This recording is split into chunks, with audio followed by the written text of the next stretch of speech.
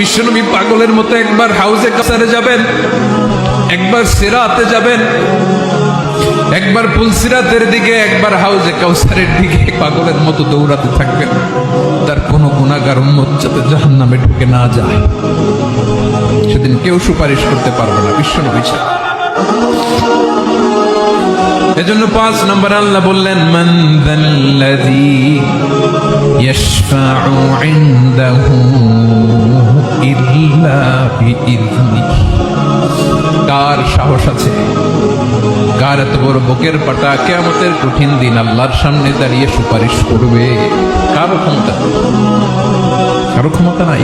বিশ্বনবী সেদিন সেজদায় পড়ে উম্মতের জন্য কাঁদবেন, সবাই কাঁদবে, নফসি নফসি, আল্লাহ আমারে বাঁচাও, আল্লাহ আমারে বাঁচাও। বিশ্বনবী বলবেন, উম্মতি উম্মতি। বিশ্বনবী আমার জন্য কাঁদবেন, আপনার জন্য কাঁদবেন, আমাদের জন্য সেদিন কেঁদে কেঁদে জাহান্নামের দরজায় দাঁড়িয়ে আমাদেরকে টেনে টেনে জান্নাতে ঢুকাবেন।